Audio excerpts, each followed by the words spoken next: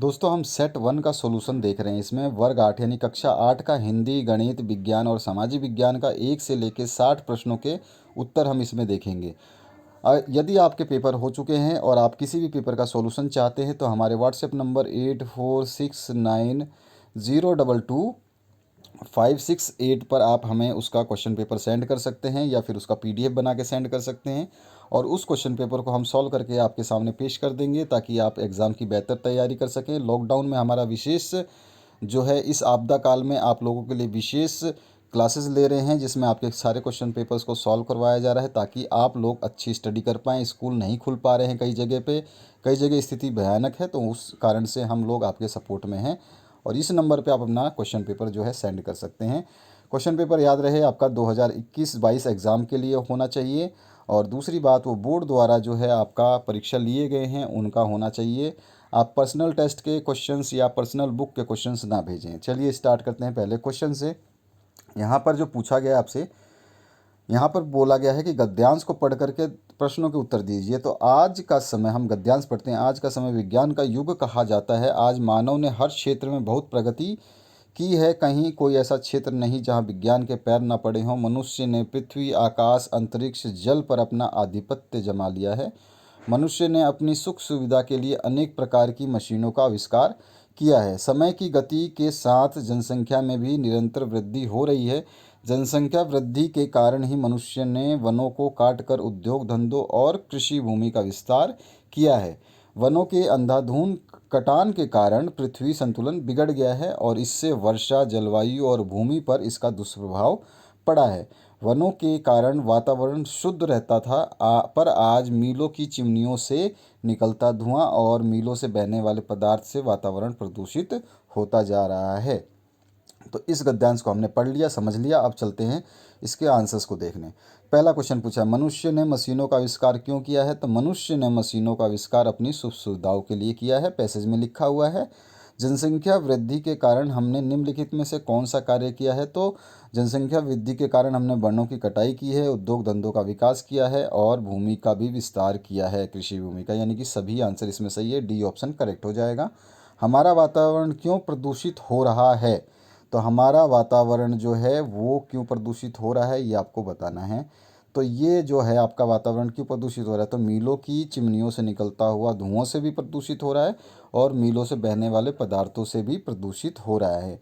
यानी कि विकल्प नंबर जो है सी इसका सही है। विकल्प ए और बी दोनों सही हैं। ठीक है, अब देखते हैं हम नेक्स्ट क्वेश्चन को। नेक्स्ट क्वेश्चन जो है हमारा, इसमें क्या है कि आपका विज्ञान किन दो शब्दों के मेल से बना है? तो विज्ञान जो है बी प्लस ज्ञान से मेल के मेल से बना है। बी मतलब होता है विशेष और ज्ञान मतलब होता ही है ज्ञान, तो विशेष ज्ञान को हम विज्ञान बोलते हैं। तो बी प्लस ज्ञान जो है इसका सही आंसर है। आते हैं नेक्स्ट क्वेश्चन की तरफ। इनमें से कौन सा शब्द पृथ्वी का पर्यायवाची शब्द नहीं है? यानी कि पृथ्वी का पर्यायवाची शब्द नहीं है। तो पृथ्वी के पहले पर्यायवाची शब्द देख लेते हैं कौन कौन से हैं। धरा भी होता है, माही भी होता है और धरती भी होता है, लेकिन धारा नहीं होता है। धारा मतलब जो बहाव होती है जिस चीज़ का, हम जल की धारा, तो धारा मतलब एक कंटिन्यूअस पाथ होता है जिसको हम धारा बोलते हैं, वो पृथ्वी का पर्यायवाची शब्द नहीं है। तो डी ऑप्शन इसमें करेक्ट हो जाएगा। आते हैं नेक्स्ट क्वेश्चन की तरफ। नीचे दिए गए कविता को पढ़ करके आपको जो है उत्तर देने हैं। तो मैं सबसे छोटी हूँ, तेरी गोदी में सोऊं, तेरा आंचल पकड़ पकड़ कर फिर सदा माँ तेरे साथ, कभी ना छोड़ू तेरा हाथ। बड़ा बनाकर पहले हमको तू पीछे छलती है मात, हाथ पकड़ फिर सदा हमारे साथ नहीं फिरती दिन रात। अपने कर से खिला धुला मुख, धूल पोंछ सज्जित कर गात, तथा खिलौने नहीं सुनाती हमें सुखद परियों की बात।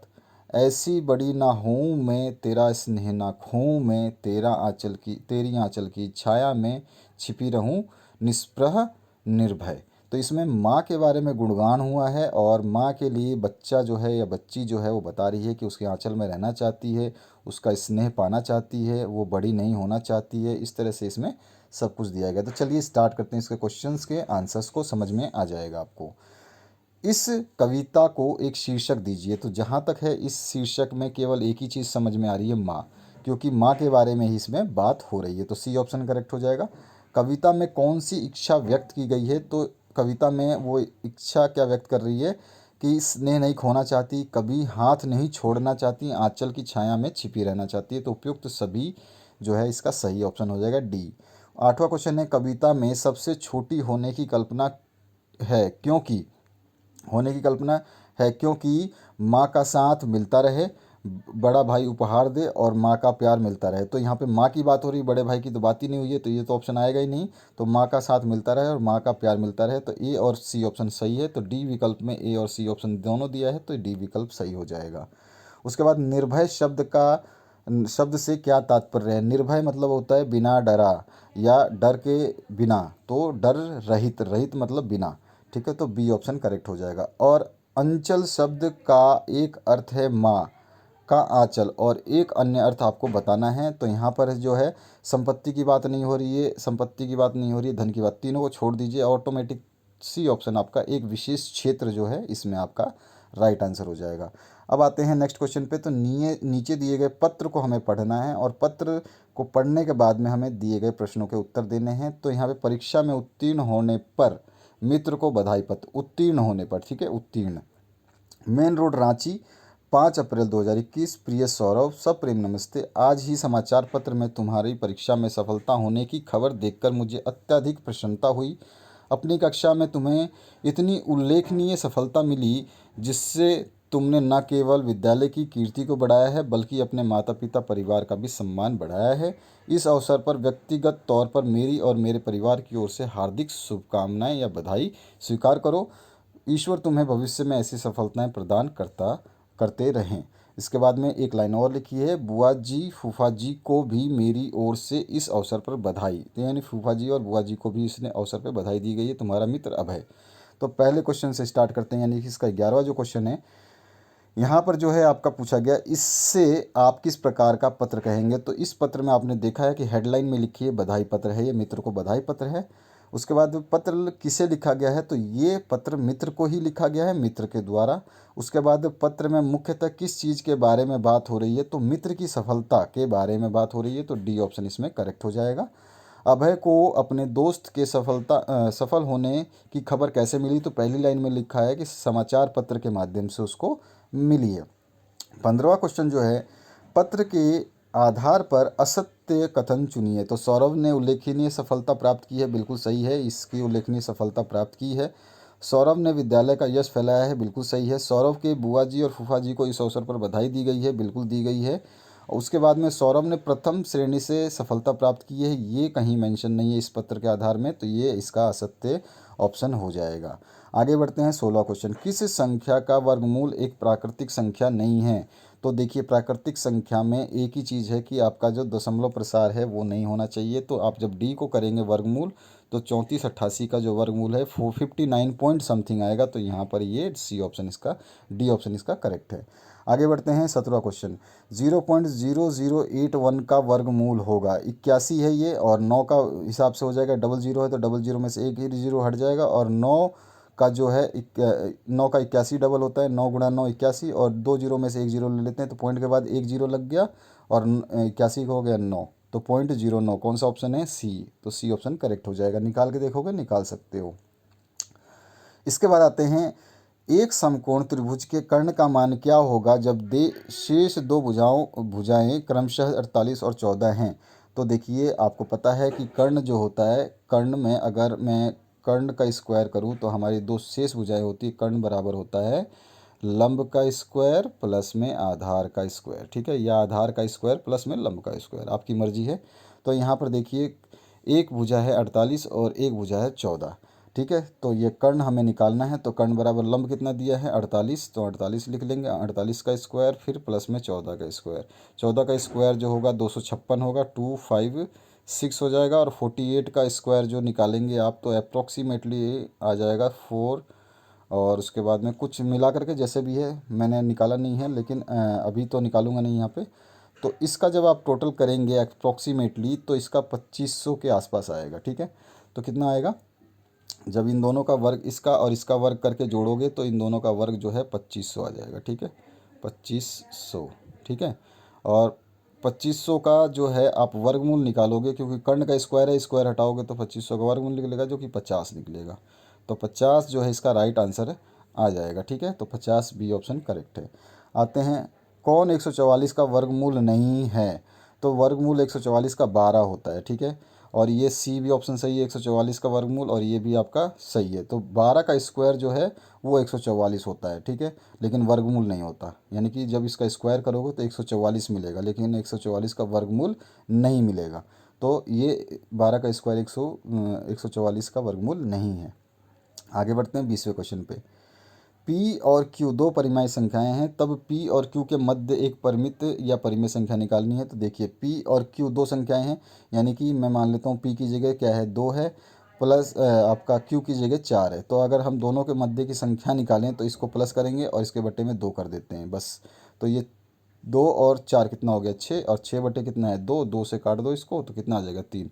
तो 2 और 4 के बीच में क्या आती है 3। तो यही सूत्र होता है, पहली संख्या प्लस दूसरी संख्या बटे में 2, मध्य संख्या निकल जाएगी, यानी कि p प्लस क्यू बटे 2। ठीक है, तो 20वां क्वेश्चन हो गया। आते हैं 21वें क्वेश्चन पे। 3 बटे -12 संख्या रेखा पर कहाँ स्थित होगी? तो देखिए, ये संख्या रेखा है और 3 बटे -12 यानी कि -3/12 पूछा है इसने। ठीक है, तो यहाँ पर देखिए, यहाँ पर इस साइड में माइनस होता है, इस साइड में प्लस होता है। अब हम इधर जाएंगे तो ये तो है आपका 0, ये है 1, ये है 2, 2, ये है 3, ये है 4, इस तरह से टुकड़े कर रखे हैं इसमें। अब इसमें हमें देखना है -3 बटे -12 या -3/12 कहाँ आएगा। तो हम देख सकते हैं कि यहाँ से 1/12, 2/12, 3/12 लिख सकते जाएंगे। इसके बीच में 0 और n के बीच में जो है ये आएगा, तो 0 n के बीच में आ रहा है। ठीक है, तो ये आ जाएगा 0 और n के बीच में, तो सी ऑप्शन इसका करेक्ट हो जाएगा। आगे बढ़ते हैं नेक्स्ट क्वेश्चन की तरफ। अगर आपको दिक्कत है, डाउट है, कोई भी परेशानी है, तो 8th क्लास का जो संख्या रेखा के बारे में मैंने वीडियो बना रखा है एनसीईआरटी का, तो आप उसकी परिमेय संख्याओं का जो रेखा लाइन पे कैसे बनाते हैं, कौन सी संख्या कैसे आएगी, उसका वीडियो देख सकते हैं। प्लेलिस्ट में आपका एनसीईआरटी क्लास 8 का जो है वीडियो मिल जाएगा, उसको आप देख सकते हैं। उसके बाद आते हैं प्रश्न नंबर 22 पे। दो क्रमागत वर्ग संख्याओं के बीच कितनी पूर्ण वर्ग संख्याएं हो सकती हैं? तो दो क्रमागत यानी कि दो लगातार वर्ग संख्याओं के बीच में कितनी पूर्ण संख्याएं हो सकती है? तो अनगिनत हो सकती हैं, असंख्याएं, मतलब इनफाइनाइट हो सकती हैं। इसके बाद इनमें से कौन सा विकल्प सत्य है? तो यहाँ पे विकल्प क्या सत्य है? यहाँ पर सीधा सीधा सत्य ये है कि ये देखिए 10 ये गलत है, ये नहीं होता है माइनस के पावर में। ठीक है, इसके बाद में क्योंकि ये पावर माइनस में है, ये 10 माइनस में तो है नहीं। और दूसरा है 10⁻³ तो ये -1/3 होगा नहीं, जब ये जाएगा 1/3 में तो माइनस हट जाएगा। और यहाँ पर 10⁻³ है तो ये भी गलत है। यहाँ पर 10⁻³ है, ये सही है। जब भी किसी संख्या की पावर माइनस में होती है उसको 1 बटे के नीचे लिखते हैं तो वो प्लस की हो जाती है, पावर वही रहती है। यानी कि 5 की पावर अगर -2 है तो हम इसको 1/5 लिख सकते हैं। ठीक है, 1/5 और 2 का इस 2 तो है ही, बस एक ऊपर लगा देंगे। तो इस तरह से एक ऊपर लगाने से ये जो है प्लस हो जाता है, तो इस तरह से इसको लिख सकते हैं। ये हमारा जो है चैप्टर में बताया गया है, पावर एक्सपोनेंट जो है उसमें मिलेगा आपको। 24 नंबर क्वेश्चन जो है इसमें लिखा गया है x और y शून्य नहीं है, तब x⁴ भाग दें y⁴ का मान्य क्या होगा? तो यहाँ पर देखिए, इसकी भी पावर 4 है, इसकी भी पावर 4 है। ठीक है, जब दोनों की पावर 4 है तो टोटल का होल 4 कर सकते हैं ना, जैसे कि x² हम जैसे लिखते हैं ना x² प्लस y²। ठीक है, तो ये x² प्लस y² है ना, तो हम इसको क्या लिख सकते हैं x प्लस वाई का होल स्क्वायर भी लिख देते हैं ना। तो इसी तरह से आप इस तरह से इसको लिख सकते हैं, तो हमारा क्या हो जाएगा, सी ऑप्शन करेक्ट हो जाएगा, x/y का टू द पावर 4। इसके बाद आते हैं नेक्स्ट क्वेश्चन की तरफ। अब आगे है, जब 231 में 1000 का हल मानक रूप में लिखना है। तो देखिए 231 तो 3 संख्या तो ये हो गई, तो 3 जीरो तो ख़त्म हो गए, अब बचा 3 जीरो और, तो इसका आगे 3 जीरो और लग जाएंगे भैया, है ना, फिर पॉइंट लग जाएगा। तो यहाँ पर देखेंगे कि 10⁻⁻4 करेंगे तो 1 2 3 जीरो और 2 हटा देंगे, तो पॉइंट कहाँ लग गया यहाँ पर, तो 2.31 × 10⁻⁴। तो ये आ गया आपका बी ऑप्शन। समझ में आया आपको? दोबारा बताऊँ तो दोबारा सुन लीजिए, देखिए कैसे करते हैं। यहाँ पर जो है ये 231 है, तो इसको गुणा कर लो, इसको इसको भाग दे दो, तो भाग दोगे तो ये आ जाएगा 0.000231, इतना आएगा भाग देने पे। तो जब इसको हम इस मानक रूप में लिखेंगे 10 की घात में, तो यहाँ पर देखिए ये तो होगा नहीं, मानक रूप ये नहीं होता है, ठीक है। मानक रूप होता है जो नॉर्मल संख्या जो लिख सकते हैं हम। तो मानक रूप क्या हो जाएगा इसका कि यहाँ पर देखेंगे हम, जब ये भाग दे रहे हैं हम, तो ये जो टोटल आएगा आपका, ये कितना आ जाएगा, ये आ जाएगा आपका, डिवाइड किया हमने तो डिवाइड करने से ये एग्जैक्टली कितना आ जाएगा, तो ये आएगा अप्रॉक्सीमेटली 0.01234, इसके बाद में पॉइंट लगा देंगे, है ना। तो यहाँ पर जो है इसको अगर हम मल्टीप्लाई करें यूँ, ठीक है, तो इस कितने से 1 2 3 4, यानी कि 1 2 3 4, तो 10 की घात कितनी होगी, 4 से मल्टीप्लाई करेंगे तो ये संख्या वापिस से 231 हो जाएगी, ठीक है ना। तो इसमें हम जो इस संख्या से मल्टीप्लाई कर रहे हैं ये कैसा है, माइनस में आना चाहिए, माइनस में आएगा तभी तो आपका ये आएगा। तो हमारा जो मानक जो हल होगा, मानक रूप होगा, वो कितना हो जाएगा, बी ऑप्शन 2 पॉइंट। तो इसको आप जब देखेंगे आप इसको क्या लिख सकते हैं, 1/0000, ठीक है। यहाँ पे देखिए मैं ऐसे लिख देता हूँ, इसको हम लिख सकते हैं ऐसे 2.31 इंटू 1/40। अभी अभी ऊपर हमने देखा था, इस तरह से लिख लेंगे, है ना। तो जब हम इसको सही सॉल्व करेंगे तो यहाँ पे आप इसको यहाँ पे करिए, तो यहाँ पे 1 2 3 4, 4 के बाद पॉइंट लगना चाहिए ना। तो हमारे पास क्या हो जाएगा, 0, ठीक है, फिर 0, तो 1 संख्या, 2 संख्या, 3 संख्या और 4 संख्या, यहाँ पॉइंट लगा देंगे। तो ये आंसर आ गया वापस से 0.00231, और यहाँ पे आ गया पॉइंट। तो ये इसका जो है राइट आंसर वापस यही आ गया संख्या, ये वाला, और यही आना चाहिए था। तो ये मानक रूप में कौन सा सही है, बी ऑप्शन सही है। अब समझ में आया आपको, एक बार रफ में करके देखना, समझ में आ जाएगा। 26 नंबर क्वेश्चन है, एक परिमेय संख्या p/q जहाँ q 0 के बराबर नहीं होता का मान न्यूनतम या न्यूनतम होता है जब p और q का सार्वगुणनखंड 1 हो, तभी जो है न्यूनतम होता है। क्यों, क्योंकि इनका गुणनखंड जब तक 1 नहीं होगा तो क्या होगा कि आपका जो न्यूनतम मान जो है नहीं निकलेगा। एक परिमेय संख्या में p/q का मान न्यूनतम होता है, निम्न जब होता है जब p और q का सार्वगुणनखंड 1 हो, ठीक है, ये हमेशा रूल है। किस विकल्प में 2/3, 11/15 और 5/12 को आरोही क्रम में लिखा गया है। तो यहाँ पर देख सकते हैं हम किस क्रम में लिखा गया है, तो यहाँ पर लिखा गया है 11/15, फिर उसके बाद में 2/3 और उसके बाद में 5/12, यानी कि आपका जो है पहली संख्या आएगी 11/15 और उसके बाद में दूसरी संख्या आएगी 2/3 और उसके बाद में तीसरी संख्या आएगी 5/12। आप इनको डिवाइड करके देखोगे पॉइंटों में जो आंसर आएगा उसके हिसाब से भी लगा सकते हो, ठीक है, तो आपको समझ में आ जाएगा। उसके बाद आते हैं 28वें क्वेश्चन पे। 28वां क्वेश्चन, एक विद्यार्थी नीचे दिए गए एक रेखाखंड को मापता है। रेखाखंड का एक छोर पैमाने के 1 पर तथा दूसरा छोर 8 पर रहता है। बताइए रेखाखंड की लंबाई कौन सा विकल्प जो है रेखाखंड की लंबाई का सही है। तो 1 पे रखेगा और यहाँ पे 8 पे रखेगा, तो इसके बीच में कितने खंड बचे, 1 खंड, 2 खंड, 3 4 5 6 7 खंड, तो कितने आपके 7 खंड हुए। तो 7 खंड में हमारा आंसर आ गया 7 इकाई माप, सी ऑप्शन करेक्ट है। 2 लीटर दूध को 5 लोगों में बांटने पर प्रत्येक को कितना दूध मिलेगा। अब 5 लोग हैं, 2 लीटर दूध है भैया, तो इसमें क्या करोगे आप, इसमें क्या करोगे, 2 लीटर में यानी कि 2 लीटर है, तो 2 लीटर को हम यहाँ मिलीलीटर की बात हो रही है ना, तो 2 लीटर बटे 5 कर देंगे, ठीक है, ये 20 बना देंगे तो पॉइंट आ जाएगा, 5 को 20, तो पॉइंट 4 लीटर हो गया। 4 लीटर का मतलब है 400 मिलीलीटर, ठीक है, तो यहाँ पे 400 मिलीलीटर जो है इसका राइट आंसर आ जाएगा। ग्राफ पेपर पर एक पत्ते का क्षेत्रफल दिखाया गया है, ज्ञात करते समय किन बातों को हम जो है ध्यान में रखेंगे। तो इसमें क्या करेंगे हम, देखिए पूरे वाले वर्ग को गिनते हैं, ठीक है, पूरे वाले वर्ग को गिनते हैं, आधे और उससे अधिक वाले वर्ग को गिनते हैं, ठीक है, और आधे से कम वाले वर्ग को गिनते हैं, ये भी ठीक है। यानी कि हमें क्या है कि इस पूरे के पूरे पत्ते के निकालने हैं, तो यहाँ पर जो है सभी चीज़ों को काउंट करना पड़ेगा क्योंकि इसका शेप अलग है, ठीक है। तो यहाँ पर केवल ऐसा नहीं कि पूरे वाले वर्ग को गिनेंगे, इसमें तीनों को गिनना पड़ेगा, आधे और उसके अधिक वाले वर्ग को भी गिनना पड़ेगा और आधे से कम वाले वर्ग को भी गिनना पड़ेगा। ठीक है, तो इसमें आपका फर्स्ट सेकंड थर्ड तीनों राइट हो जाएंगे। इसके बाद आते हैं, पोषक तत्वों की कमी से हड्डियों एवं दांतों का कमज़ोर होना एक आम बात है। इनमें से कौन सा खनिज लवण हमारी हड्डियों एवं दांतों को मजबूत करता है? तो सबसे पहले आपको आंसर टिक कर देना है फटाफट, कैल्शियम पे, क्योंकि हड्डियों में और दांतों में हमारा कैल्शियम पाया जाता है। तो इसको आप रट लेना कि कैल्शियम हमारे हड्डियों में होता है। जल ही जीवन है, ये तो सभी जानते हैं, इसलिए यह आवश्यक है कि हमें जल को विवेकपूर्ण उपयोग करना चाहिए और जल स्तर को बढ़ाने के लिए वर्षा के जल को इकट्ठा करना चाहिए। किन किन तरीकों से वर्षा के जल को इकट्ठा या संग्रहित किया जा सकता है?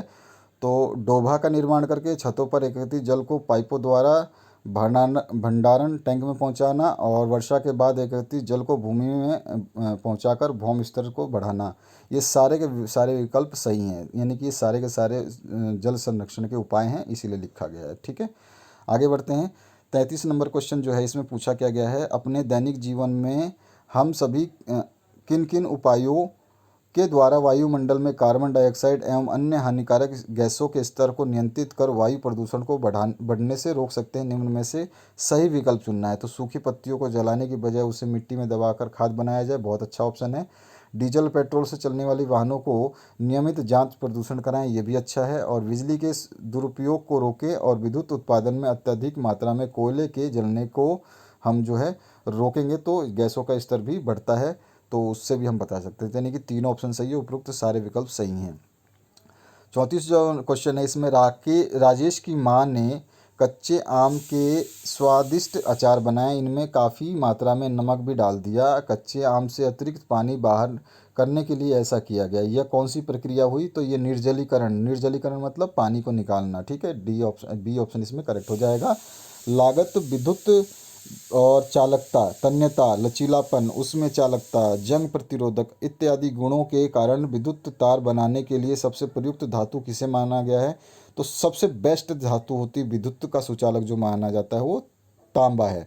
एक्चुअल में चांदी भी है, लेकिन चांदी और सोना दोनों इतने महंगे हैं कि उसकी तार बना करके लगाया नहीं जा सकता। दूसरे दिन का 1 घंटे में सारे काट ले जाएंगे, है ना। किसी के बाहर अगर चांदी का तार लगा, भैया सबसे पहले तो लेडीज़ें ही तोड़ेंगी, क्योंकि जेंट्स को तो चांदी से मतलब नहीं है ना। सबसे ज़्यादा तो औरतें भागेंगी, चांदी का तार काट लो, जाओ जी 4 तार काट के ले आओ, तो वो हो जाएगा। तो इसीलिए तांबे का तार यूज़ करते हैं, तांबा उनके बाद आता है। तो सबसे पहले आपका सोना है अच्छा सुचालक, उसके बाद में चांदी है, और उससे भी और उन दोनों चीज़ें महंगी है, तो आप चांदी की जगह और सोने की जगह तांबा यूज़ करेंगे। ठीक है, इसके बाद में आप जो अगर चेंज उपयोग करेंगे तो एल्युमिनियम उपयोग करेंगे, कि आप देखते हैं खंभों पे जो लाइनें लगी होती हैं एल्युमिनियम होता है, तो तांबे के बाद एल्युमिनियम आता है। तो सबसे पहले हम तांबा लेते हैं बिजली के लिए। ठीक है, छठा क्वेश्चन है, 36 क्वेश्चन है, मिट्टी की उर्वरा शक्ति बढ़ाने के लिए नाइट्रोजन की भी आवश्यकता होती है। वह प्रक्रिया जिसके द्वारा कुछ जीवाणु व नीले हरे शैवाल मिट्टी की उर्वरा शक्ति को बढ़ाने का काम करते हैं, वो क्या कहलाता है? तो नाइट्रोजनीकरण स्थिरीकरण कहलाता है। तो नाइट्रोजन स्थिरीकरण जो है इसकी परिभाषा है, आप इसको रट लीजिए, अगर पूछा जाए तो आप इस तरह का ये डेफिनेशन लिखेंगे। उसके बाद आ जाइए 37 नंबर क्वेश्चन पे। विकास और उसके दोस्त ने पिकनिक पर अपने अपने घरों का बना खाना ले जाने का निर्णय लिया। विकास बाजार से खाद्य पदार्थों को पैक करने के लिए उच्च आधात धातु से बना डिब्बा पन्नी खरीद लाता है। आइए बताइए यह किस धातु का बना होता है? तो ये जानते हैं आप, जो भी हम धातु बाजार के से जो चीज़ खरीद के लाते हैं उसको एल्युमिनियम फॉइल कहते हैं, तो एल्युमिनियम फॉइल जो है एल्युमिनियम से बना होता है। 38 नंबर की बात करें तो यहाँ पर जो 38 है, सोहन ने वृत्ताकार गत्ते के टुकड़े पर सफ़ेद कागज़ चिपकाया, पेंसिल की सहायता से 7 बराबर खंडों में बांटकर इंद्रधनुष के 7 रंग भरे। उसने गत्ते के केंद्र पर एक छोटा सा छेद बनाकर उसमें बॉल पेन की रिफिल के नोक पर स्वतंत्रता पूर्वक घुमाने की स्थिति में लगाया। गत्ते को तेज़ी से घूमने पर वह किस रंग का दिखाई देगा? तो इंद्र जो है वो जब आप घुमाएंगे उसको तो पूरा का पूरा, क्योंकि आपको देखिए कि इसमें क्या है कि बराबर बांटकर इन धनुष के 7 रंग भरे। उसने गत्ते के केंद्र पर एक छोटा सा छेद जो है बनाकर उसमें बॉल पेन की रिफिल के नोक पर स्वतंत्रता पूर्वक घुमाने की स्थिति में लगाया। गत्ते को तेज़ी से घुमाने पर वह किस रंग का दिखाई देगा? तो जो है आपका वो आपका जब उसको घुमाएंगे हम तेज़ी से तो हमारा किस कलर का दिखाई देगा, तो इंद्रधनुष के 7 रंग के दिखाई देंगे। ठीक है, आगे बढ़ते हैं नेक्स्ट क्वेश्चन की तरफ। नेक्स्ट क्वेश्चन है, निम्नलिखित में से कौन सा कथन सही है। तो यहाँ पर जो है आपको देखना है, जो है सारे हरे पौधे अपना भोजन स्वयं तैयार करते हैं, बिल्कुल सही बात है। ज़्यादातर जानवर परपोषी होते हैं, नहीं। और प्रकाश संश्लेषण के लिए कार्बन डाइऑक्साइड की आवश्यकता नहीं होती है, नहीं, ऐसा गलत है। प्रकाश संश्लेषण की प्रक्रिया के दौरान ऑक्सीजन मुक्त होती है, बिल्कुल सही है। तो पहला और जो है चौथा क्वेश्चन जो ऑप्शन है वो सही है, बी ऑप्शन करेक्ट हो जाएगा। आगे बढ़ते हैं 40 नंबर क्वेश्चन पे, दिए गए कथनों में से कौन सा कथन सही है। तो यहाँ पर कथन पढ़ते हैं। पहला कथन जो है इसमें क्या दिया गया है, लैंगिक जनन में अंडाणु एवं शुक्राणु का संलयन होता है। उसके बाद में दूसरा है, जिसके कारण बच्चों में कुछ लक्षण माँ और कुछ लक्षण जो है पिता के आनुवंशिक प्राप्त होते हैं। तो ये बिल्कुल सही है। कथन 1 नंबर और कथन 2 नंबर दोनों ही आपके सही हैं, तो दोनों कथन सही हैं, डी ऑप्शन करेक्ट हो जाएगा। 41 नंबर की बात करें, प्रति इकाई क्षेत्रफल लगने वाले बल को दबाव कहते हैं या दाब कहते हैं। यदि किसी वस्तु के क्षेत्रफल को ए, बल को एफ तथा व्युत्पन्न दबाव को पी से अंकित किया जाता है, तो दिए गए विकल्पों में से कौन सा विकल्प तीनों के बीच में संबंध दर्शाता है। दबाव बराबर बल बटा क्षेत्रफल होता है। दबाव यानी कि पी बराबर pressure equals to force upon area होता है। ठीक है, तो पी बराबर फोर्स अपॉन एरिया, यानी कि दबाव को पी बोलते हैं, बल को एफ बोलते हैं और क्षेत्रफल को ए बोलते हैं। तो ये इसका राइट ऑप्शन हो गया। ठीक है, इंग्लिश में भी दे सकता है, पी बराबर एफ अपॉन ए, तो आपको यही सही करना है। इसके बाद आते हैं हम 42 नंबर क्वेश्चन पे। 42 नंबर जो क्वेश्चन है इसमें क्या पूछा गया आपसे, भारत की जनसंख्या का 22% आज भी शौचालय की सुविधा से वंचित है, यानी कि 22% जो है एरिया वो वंचित है। और जिस वजह से अनुपचारित मानव मल और स्वास्थ्य संगठन का एक मुख्य घटक कारक है। अनुपचारित मानव मल से होने वाले मुख्य जल जनित रोग कौन से हैं। तो पेचिश जो है ये बीमारी जो है मल के द्वारा जो है फैलती है। तो बाकी तो मलेरिया मच्छर से, खसरा आपका अलग है, ये खसरा जो है ये आपका क्या बोलते हैं हम इसको, बी टाइप की वो उससे होता है, क्षय रोग भी अलग है। तो आपका पेचिस जो मेन ये फैलता है। 43 नंबर क्वेश्चन, नीचे दिए गए समूह में से मानव शरीर के कौन से वे 3 अंग तंत्र हैं जो परस्पर मिलजुल कर कार्य करते हैं और जिसका मुख्य काम खाद्य पदार्थों का पाचन करने के साथ साथ भोजन के पोषक तत्वों व खनिज का अवशोषण करना भी है, ताकि शरीर की कोशिकाओं को ऊर्जा मिले। तो इसमें पाचन, परिवहन और श्वसन तंत्र, ये तीनों के तीनों जो है ये कार्य करते हैं। पाचन पाचित करता है, परिवहन उनको परिवहित करता है जो उसमें से आपका जो ज़रूरी चीज़ें हैं, और श्वसन तंत्र। ठीक है, बाकी आपका ये सब चीज़ें इनमें नहीं आती हैं। ठीक है, तो आगे बढ़ते हैं नेक्स्ट क्वेश्चन पे। परिवहन, उत्सर्जन इन कंकाल तंत्र, कंकाल से कोई लेना देना नहीं है। श्वसन तंत्र, पेशी तंत्र से भी कोई लेना देना नहीं है। 44 नंबर क्वेश्चन, दिए गए कथनों को आपको सत्य का चयन करना है। तो चलिए देखते हैं कौन सही सत्य है। बिजली उपकरण और पेट्रोल जैसे ज्वलनशील पदार्थों में लगी आग को बुझाने के लिए कार्बन डाइऑक्साइड को एक अच्छा अग्निशमन माना जाता है, बिल्कुल सही है। ऑक्सीजन से भारी होने के कारण कार्बन डाइऑक्साइड कंबल की तरह आग को लपेट कर ऑक्सीजन से संपर्क तोड़कर आग बुझा देता है, बिल्कुल सही है। ऑक्सीजन से भारी होने के कारण कार्बन डाइऑक्साइड जो है, अगर ऑक्सीजन नहीं होगा तो कार्बन डाइऑक्साइड से आग बुझेगी बुझेगी, ऑक्सीजन की प्रेजेंस में ही आग जलती है। तो कथन 1 और कथन 2 दोनों ही सही है, तो दोनों कथन सही हैं। इसके बाद में, जीवन काल की वह अवधि जब शरीर में कुछ ऐसे परिवर्तन होते हैं जिसमें परिमाण स्वरूप शारीरिक वृद्धि, मानसिक वृद्धि, भावनात्मक बदलाव के साथ साथ जनन परिपक्वता भी आती है। यह जो है वृद्धि क्या कहते हैं इसको, किशोरावस्था यानी कि एडल्ट, किशोरावस्था यानी कि एडल्ट बोल सकते हैं इंग्लिश में। एडल्ट जो है ये होती है अवस्था। ठीक है, किशोरावस्था। इसके बाद में आते हैं, दिए गए मानचित्र को देखिए, छायांकित भाग में कौन सा हड़प्पा कालीन स्थल है, उनकी पहचान कीजिए। तो देखिए, हड़प्पा तो आपको पता है कि पूरे के पूरे गुजरात में है। वहाँ पे एक है आपका लोथल और दूसरा है धोलावीरा। ठीक है, तो यहाँ पर जो ऑप्शन आ जाएगा, यहाँ पर बी ऑप्शन करेक्ट हो जाएगा। इसके बाद 47 नंबर है, भारत में स्थानीय सरकार निम्न में से कौन सी सार्वजनिक सुविधा लोगों को उपलब्ध कराती है। तो सामान्य स्वास्थ्य और स्वच्छता की सुविधा प्रदान कराती है। बाकी जो है स्थानीय सरकार कोई भी सुविधा जो है नहीं कराती है, ठीक है। स्थानीय सरकार की बात हो रही है, ठीक है, स्थानीय सरकार। इसके बाद आते हैं नेक्स्ट क्वेश्चन की तरफ। नेक्स्ट क्वेश्चन जो है, नीचे दिए गए रेखा में कौन सा जलवायु प्रदेश 80 डिग्री नॉर्थ से 90 डिग्री नॉर्थ अक्षांश तथा 80 डिग्री साउथ से 90 डिग्री साउथ अक्षांश के बीच दर्शाया गया है? तो यहाँ पर ये है आपका साउथ, ये है नॉर्थ, ठीक है। ऊपर नॉर्थ होता है, नीचे साउथ, उत्तर और दक्षिण।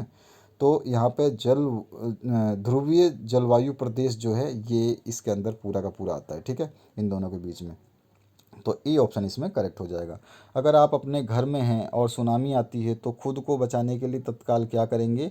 तो सुनामी में घर के खिड़की, दरवाजे और बिजली के उपकरणों को बंद कर देंगे। ये ऑप्शन आपका सही है, बाकी कोई भी ऑप्शन इसमें से नहीं है। सूचित उचित करने की ज़रूरत नहीं है भैया, उनको ही सुनामी उनके पास भी आएगा। ये ऐसा नहीं है कि उनको बताओगे कि सुनामी आ गया हमारे घर में, स्पेशल आपके घर में नहीं आएगा, वो पूरे बहुत जगह बहुत बड़े एरिया में आता है। आते हैं 50वें क्वेश्चन पे। नीचे दिए गए चित्र को देखकर बताइए कि इस प्रकार की स्थलाकृतियों का निर्माण किसके अपर्दन का प्रभाव के कारण होता है? ये जो होता है ना, इस तरह की देखोगे पहाड़ों पे कोई चट्टान ऐसी खड़ी रह जाती है, तो ये कौन सा ऐसा अपर्दन होता है? तो यहाँ पर देखिए कटाव जो होती है ना, ये कटाव जो है बिल्कुल नदी का तो हो नहीं सकती, ठीक है। भूकंप के द्वारा तो ये रुकेगा नहीं, ठीक है। और समुद्री तरंग यहाँ पहुँचेगी नहीं, तो पहुँचती क्या है? पवन, ठीक है, हवा। तो डी ऑप्शन करेक्ट हो जाएगा। अब आते हैं 51वें क्वेश्चन पे। 51 नंबर जो क्वेश्चन है, एक व्यक्ति, परिवार, समुदाय, धर्म आदि पर्यावरण के किस घटक से संबंधित है? तो मानव निर्मित घटक है ये, क्योंकि इसमें व्यक्ति भी आता है, परिवार भी, समुदाय और धर्म सब कुछ आता है मानव निर्मित घटक में, ठीक है। इसके बाद आते हैं नेक्स्ट क्वेश्चन की तरफ। लोकतंत्र में सरकार का चयन लोगों के द्वारा होता है, इसलिए किसी भी लोकतांत्रिक देश में लोकतंत्र को बढ़ावा देने में किसका महत्व अधिक है? तो वहाँ की जनता को प्राप्त समानता का, वहाँ की जनता को प्राप्त समानता का, ठीक है। वहाँ पे जनता जो होगी उसको समानता जो है उसी को बढ़ावा जो है महत्व दिया जाता है। अब आगे बढ़ते हैं नेक्स्ट 53 नंबर क्वेश्चन पे। राज्य में होने वाले विधानसभा चुनाव से संबंधित प्रक्रिया को ध्यान में रखते हुए सही क्रम के आधार पर उत्तर आपको देना है। तो सबसे पहले जो है हम क्या करते हैं, यहाँ पर देखिए, इसमें नामांकन को खारिज या रद्द करना ये तो होगा नहीं। तो सबसे पहला क्या होगा? चुनाव आयोग द्वारा राज्यों में होने वाले चुनावों की घोषणा करना। चुनाव घोषणा करने के बाद में जो है आपका नामांकन को खारिज या रद्द करना। घोषणा करने के बाद कोई नामांकन भरेगा तो उसको, उस नामांकन को रद्द करना है या खारिज करना है, वो उसके हाथ में है। उसके बाद में चुनाव, जो पार्टी नेताओं द्वारा चुनाव का प्रचार जो है वो होगा और फिर मतदान होगा और लास्ट में मतदान की गणना होगी। तो यहाँ पे डी ऑप्शन सही है, बी द स अ। 54 नंबर क्वेश्चन है, मध्यकाल में भारतीय किसान द्वारा सिंचाई के क्षेत्र में हुए कौन कौन से परिवर्तन को आत्मसात किया गया था, जबकि यह प्रौद्योगिकी अलग स्थान और समय पर विकसित हुई थी? तो इसमें जो है एक ही चीज़ का अलग जो हुआ था, जो कि है रहट, ठीक है। तो डी ऑप्शन करेक्ट है इसका। इसके बाद आते हैं 55 नंबर क्वेश्चन पे। यह व्यवस्था मुगल शासन प्रणाली की सबसे प्रमुख विशेषता थी। इसके दो भाग थे, जात एवं सवार। यह दशमलव प्रणाली पर आधारित व्यवस्था थी। इससे इससे संबंधित सही कथन का चयन करना है। इसका नाम मनसबदारी व्यवस्था था। इसका नाम मनसबदारी व्यवस्था था। यही इसका सही ऑप्शन है, ठीक है। बाकी कोई ऑप्शन सही नहीं करना है आपको। 56 नंबर जो क्वेश्चन है इसकी बात करते हैं। तो 56 नंबर जो क्वेश्चन है, सही कथन का चयन कीजिए। तो यहाँ पर जो सही कथन जो है आपका क्या होगा? सल्तनत कालीन स्थापत्य में भारतीय और ईरानी कला दोनों का प्रयोग हुआ। बिल्कुल सही बात है या नहीं है, ये देखते हैं आगे। उड़ीसा में निर्मित मंदिर नागर शैली के हैं, ये तो सही है। और एतमाद उल दौला के मकबरे में त्रिपुरा का प्रयोग, पित्रादुरा का प्रयोग किया गया है। तो ये दोनों सही है, सेकंड और थर्ड सही है। ऊपर वाला जो है स्थापत्य भारतीय ईरानी कला दोनों का प्रयोग हुआ है, तो नहीं। तो आपका सी ऑप्शन करेक्ट हो जाएगा, सेकंड और थर्ड जो है आपके सही हैं। आते हैं 57 नंबर क्वेश्चन पे। तो 57 नंबर जो क्वेश्चन है इसका क्या है आपका? जीवन के लिए पानी आवश्यक है। पिछले कुछ वर्षों से शहरों की आबादी में बेतहाशा वृद्धि हुई है। इसी वजह से सभी लोग को पर्याप्त एवं स्वच्छ पानी उपलब्ध कराना एक प्रकार से चुनौतीपूर्ण कार्य हो गया है। यह कार्य हमारे देश में किसके द्वारा किया जाता है? तो ये कार्य जो है हमारी नगर पालिकाएँ होती हैं, नगर निगम होता है, उसका काम है। केंद्र सरकार इसका काम नहीं करती है, राज्य सरकार नहीं करती है, ग्राम पंचायत भी नहीं करती है। मेन काम किसका है? नगर पालिका का। ग्राम पंचायत जो है केवल गाँवों में रखती है, ठीक है, जबकि नगर पालिका है जो समस्त जो एरिया है उसका करती है, ठीक है। उसके बाद आते हैं 58वें क्वेश्चन पे, समस्त भारत के लिए बनाए जाने वाले घरेलू हिंसा अधिनियम कानून निम्न में से कौन सी संस्था बना सकती है? तो देखिए, जो भी आपका घरेलू हिंसा हो या कोई सी हिंसा हो तो उसको संसद में पारित किया जाता है, संसद जो है इसको फिर बनाती है। तो यहाँ पे डी ऑप्शन करेक्ट हो जाएगा। निम्नलिखित में से उपनिवेशीय शासन के दौरान भारतीय हथकरघा उद्योग के निम्नीकरण के क्या कारण थे? तो यहाँ पर जो क्या हो गई थी कि जो हथकरघा यानी कि हाथ से बने हुए वस्तुओं का उपयोग कम हो गया था, क्योंकि मशीनों द्वारा निर्मित वस्तु जो है वो सस्ती वस्तुओं को ब्रिटेन से आयात किया जाने लगा, ठीक है। ये ए ऑप्शन आपका करेक्ट हो जाएगा। 60वां जो लास्ट क्वेश्चन है उसकी बात करते हैं। तो यहाँ पे है, निम्न तालिका का अवलोकन करें, निम्न में से कौन सा चित्र उपर्युक्त तालिका को दर्शाता है? राज्यों के नाम हैं असम, फिर गुजरात, उड़ीसा और हिमाचल प्रदेश। यहाँ पे इसका डाटा थोड़ा है, इसका डाटा उसके बाद में पहला डाटा ये आएगा, उसके बाद में मतलब कम से ज़्यादा की तरफ हम जाते हैं तो पहला ये, दूसरा ये, तीसरा ये और चौथा ये। तो देखते हैं कि इसमें किस टाइप का क्वेश्चन जो है इसमें देखा। तो सबसे पहले हम देख रहे हैं कि यहाँ पर लाइन से लिखे गए हैं। असम के बाद में गुजरात है, गुजरात के बाद में उड़ीसा है, उड़ीसा के बाद में हिमाचल प्रदेश है। तो यहाँ लाइन से ऐसे दी गई है, तो इस लाइन के हिसाब से क्रम संयोजित करेंगे, क्योंकि और कोई ऑप्शन इसमें दिया नहीं है जो कि हम बढ़ते घटते क्रम में लिखें। जिसमें हिमाचल अगर आगे स्टार्टिंग में कहीं आता तो हिमाचल वाला लाइन सही होता। तो यहाँ पे ए ऑप्शन करेक्ट है। तो ये हो गया इसका सॉल्यूशन। तो आशा करता हूँ इस वीडियो से आप लोगों को काफ़ी हेल्प मिलेगा। अपने दोस्तों के साथ शेयर करिए। अपने क्वेश्चन पेपर को हमारे व्हाट्सएप नंबर 8469022568 पर आप हमें सेंड कर सकते हैं, ठीक है। तो ये हमारा नंबर, व्हाट्सएप नंबर, इस पे आप कभी भी अपने क्वेश्चन पेपर जो आपके बोर्ड एग्ज़ाम के हाफ ईयरली के हो रहे हैं उनको आप एग्ज़ाम के बाद में सॉल्व कराने के लिए सेंड कर सकते हैं। आपका मोस्ट वेलकम रहेगा। कोई भी डाउट हो, कोई भी दिक्कत हो, कमेंट सेक्शन में कमेंट करिए। अपने दोस्तों के साथ, रिश्तेदारों के साथ, फेसबुक, व्हाट्सएप मीडिया जो भी आप यूज़ करते हैं उसके थ्रू शेयर करते रहिए। तो आशा करता हूँ इस वीडियो से आप लोगों को काफ़ी हेल्प मिलेगा। Have a good day, nice day.